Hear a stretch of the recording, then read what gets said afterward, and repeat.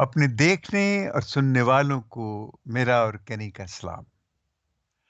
हम आपको बाप और बेटे और उल कुद्स के नाम में खुशामदीद कहते हैं। आज कलीसिया कैलेंडर का 24वां आम इतवार है और इस 24वें आम इतवार में आज एक बहुत ही बड़ी बड़ी इस एतबार से कि ये एक ऐसा इतवार है जिसमें कि आज खुल के हमें एक बात यीशु बड़े उससे बताता है कि ये जो पूरी बाइबल है, ये उसके आने का मकसद है, वो क्या है? तो पेशतरी से कि हम बातें करें। अब मैं आपसे कहूँगा अपनी बाइबल्स ले आएँ ताकि मैं आपको जो तिलावतें हैं, वो दे सकूँ।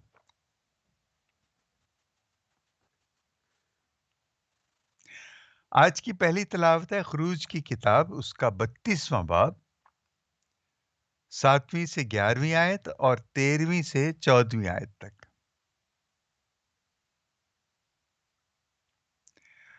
और आज का ज़बूर है ज़बूर 51, बड़ा मशहूर ज़माना ज़बूर है और ये मेरे दिल के भी बहुत करीब है। आज की दूसरी तिलावत है तीमुथाउस, जिसे तीमुथियुस भी कहते हैं, उसका पहला बाब 12वीं से 17वीं आयत। ये पौलुस रसूल का खत है, पहला तीमुथियुस, उसका पहला बाब 12वीं से 17वीं आयत तक। और आज की इंजील जलील है लूका के मुताबिक, उसका 15वां बाब पहली से 32वीं आयत तक, लेकिन हम पहली से 10वीं आयत तक पढ़ेंगे। आपसे मैं कहूँगा कि आप पूरा बाब ज़रूर पढ़िए। तो चलिए पहले हम इंजील जलील सुनते हैं और मैं इसकी पहली 10 आयतें पढ़ूँगा। तब सब मुहस्सिल और गुनहगार उसके पास आए थे ताकि उसकी सुने। और फरीसी और फक्की यूं कहते हुए एतराज करते थे कि ये गुनहगारों से मिलता और उनके साथ खाना खाता है। तब उसने उनसे ये तमसील कही कि तुम में से ऐसा कौन आदमी है जिसके पास 100 भेड़ें हों और उनमें से एक खो जाए तो 99 को बियाबान में ना छोड़े और जब तक उसे ना पाए उस कोई भी को ढूंढता ना फिरे, और जब पाए तो खुश होकर उसे अपने कंधे पर उठा लेता है और घर आकर दोस्तों और पड़ोसियों को बुलाकर उनसे यूं कहता है कि मैं मेरे साथ खुशी करो क्योंकि मैंने अपनी खोई हुई भेड़ पाई। मैं तुमसे कहता हूं कि इसी तरह 99 रास्तबाजों की निस्बत जो तौबा के मोहताज नहीं, एक ताइब आसमान पर ज्यादा खुशी होगी। या कौन ऐसी औरत है जिसके पास 10 दिरहम हो और एक दिरहम खो जाए तो चिराग जलाकर घर में झाड़ू ना दे और जब तक ना पाए कोशिश से ढूंढती न रहे, और जब पाए तो सहेलियों और पड़ोसनों को यूं कहकर न बुलाए कि मेरे साथ खुशी करो कि मैंने अपना खोया हुआ दिरहम पाया। मैं तुमसे कहता हूं कि इसी तरह एक ताइब गुनाहगार के बायस खुदा के फरिश्तों के साथ सामने खुशी होती है।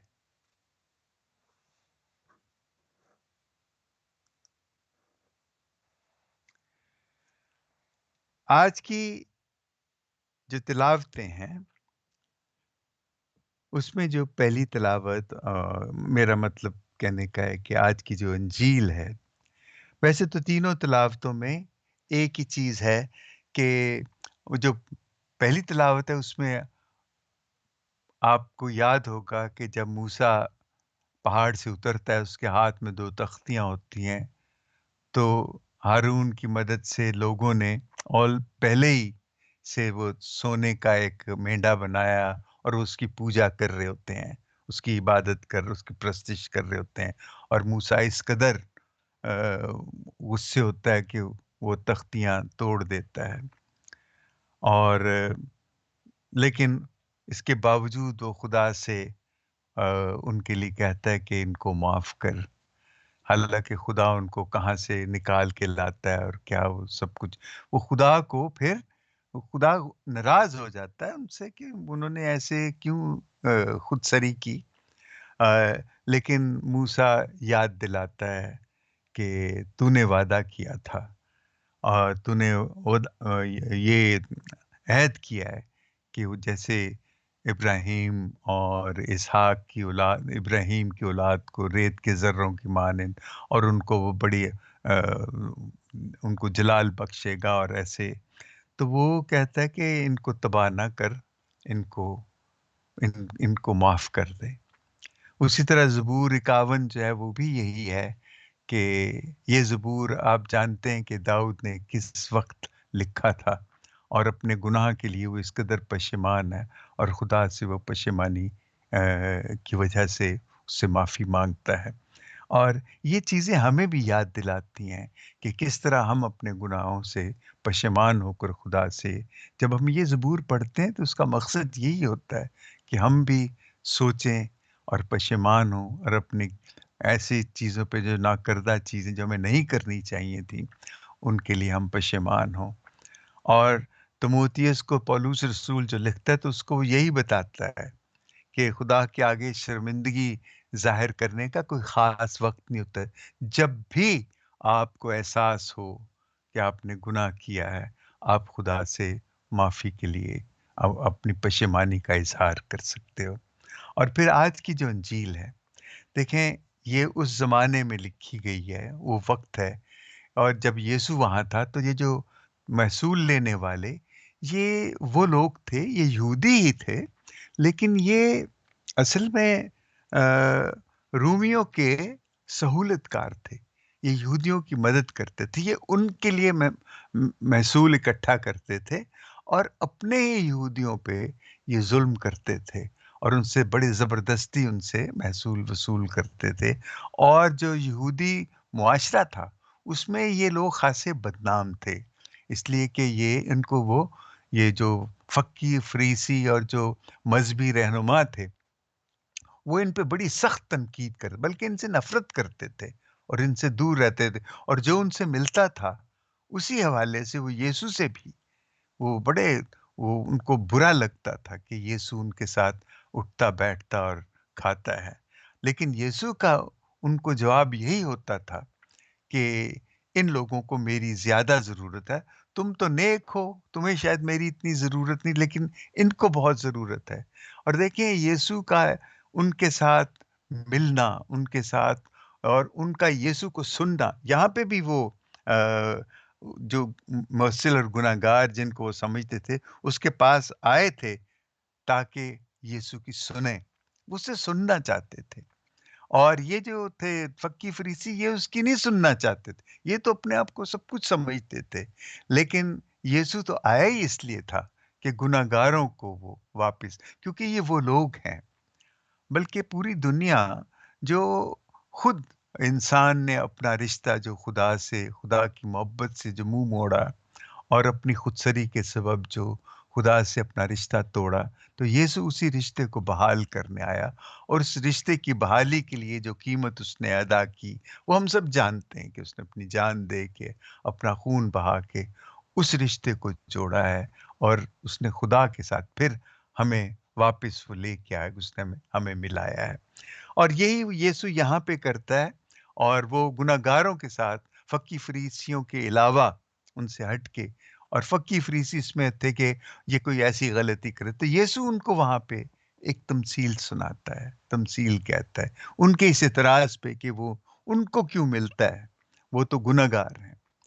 تو یسوع بتاتا ہے کہ وہ جو تمثیل، جیسے تمثیل کے بارے میں یہی ہے کہ تمثیل جو ہوتی ہے وہ کہانی جس میں سارے کردار وہاں پہ ہی موجود ہوتے ہیں،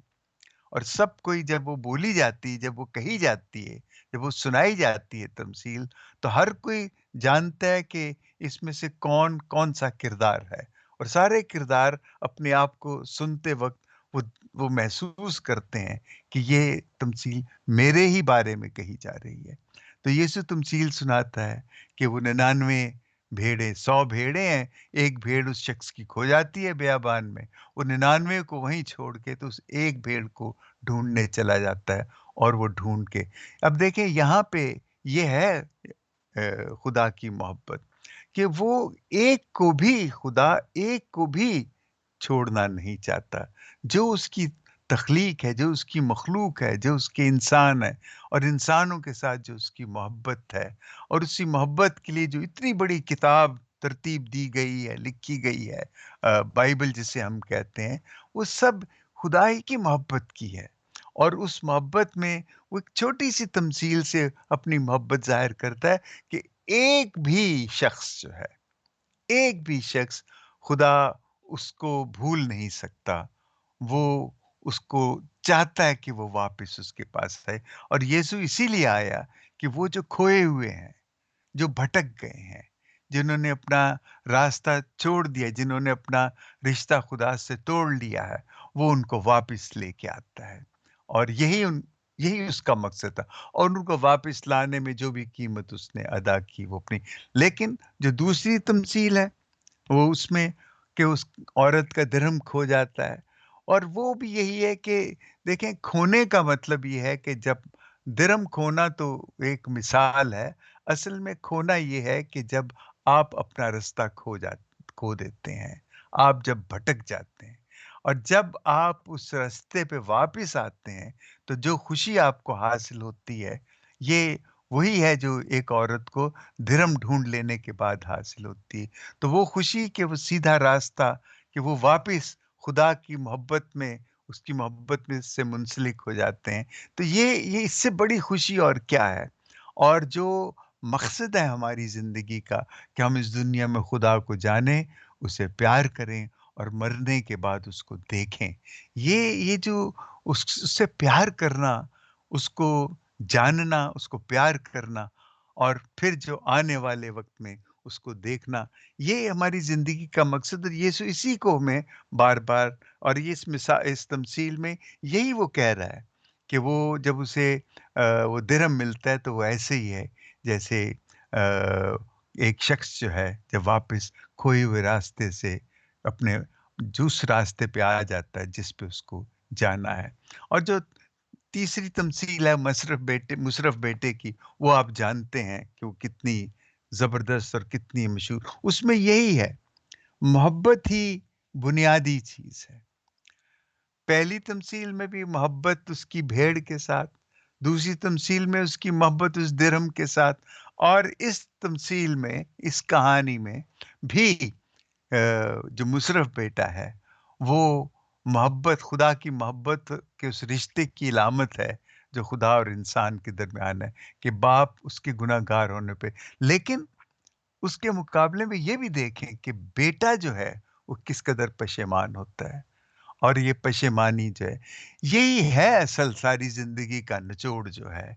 कि हमारी पशेमानी जो है, वो हमें खुदा के पास वापस ले जाती। हम भटके हुए रास्ते से हट के उस रास्ते पे जाते हैं जो सच, इंसाफ, मोहब्बत, आज़ादी का रास्ता है, जिस पे खुदा हमें ले जाना चाहता है। और ये उसकी मोहब्बत है, जो हमें बार-बार बुलाती है।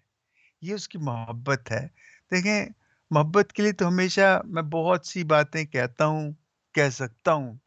लेकिन असल मोहब्बत यही है कि जब आप पशेमान हों, पशेमानी के बगैर भी मोहब्बत और पशेमानी फिर अगेन वही बात है कि हलीमी भी जो है ना, हलीमी पशेमानी ही की एक शक्ल है। और जब आप पशेमान होते हैं, आप अपने आप को हलीम बनाते हैं। हलीम बनाते हैं कि आपका ज़मीन के साथ अपने आप को ख़ाक समझने लगते हैं, कि आप कुछ भी नहीं हैं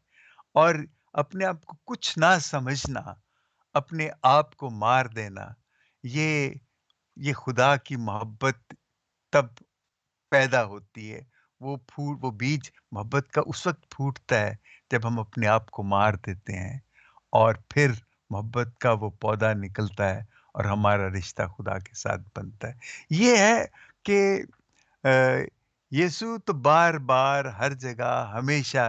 यही बात करता है और जितना कुछ हमने पीछे सुना पिछले इतवारों में कि दुनिया से, दुनिया की दौलत से दिल ना लगाओ, और आसमान पे खजाना जमा करो, और हमेशा नीचे की जगह पे बैठो, और ये कि अपनी स्लीप उठाओ। वो असल में यरूशलेम जा रहा है जहाँ उसको पता है उसने वहाँ पे उसकी मौत वाक़ई होगी, वहाँ पे उसे सलीब दिया जाएगा, और वो इनको तैयार कर रहा है कि वो मेरे और अपने रिश्ते को टूटने न देना, यानी खुदा और इंसान के रिश्ते को मजबूत रखना, चाहे ये सब कुछ हो। और ये तमसीलें, ये सारा, ये रास्ते में वो तैयारी है, ताकि जो अंजाम है खुदा और इंसान के रिश्ते का, अंजाम जो है वो बहुत अच्छा हो, कि वो रिश्ता जो टूटा था वो जुड़ जाए, और सिर्फ यही नहीं बल्कि बहुत ज़्यादा मजबूत हो जाए। और यही है, अब इस रिश्ते को मजबूत करने के लिए हम जो जो अपनी ज़िंदगी हम गुजारते हैं, उसमें बार-बार हमें खुदा को सिर्फ याद करना अ, तो है ही, लेकिन उस याद के साथ जो करना है, जो अमल है, वो बहुत ज़रूरी है। उसका होना, अमल का होना, और अमल जो है नीयत से, आपके इरादे से, आपके दिल से, और उस दिल को बनाने के लिए फिर खुदा से मदद माँगना, और अपने दिल में हलीमी पैदा करना, रहम पैदा करना। ये सारी चीज़ें हम समझते हैं, और हम सारी चीज़ें जानते हैं। इनके रिश्ते भी हम जानते हैं। हम ये भी जानते हैं कैसे पैदा हो सकती हैं, कैसे इनको बढ़ाया जा सकता है। लेकिन उसके बावजूद दुनिया की जो तकलीफ़ें हैं, और हमारी जो इंसानी ज़रूरतें हैं,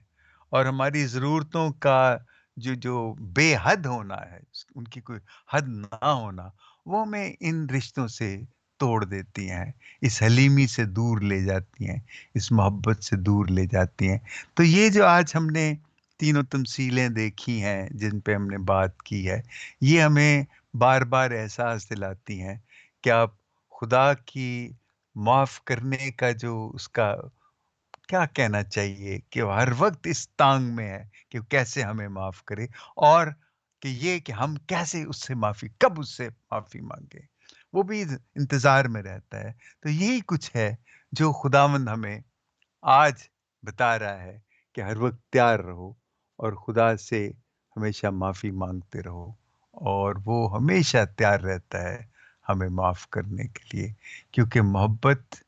खुदा से मोहब्बत, इंसानों से मोहब्बत ही हमारी खुशी की ज़मानत है। आमीन।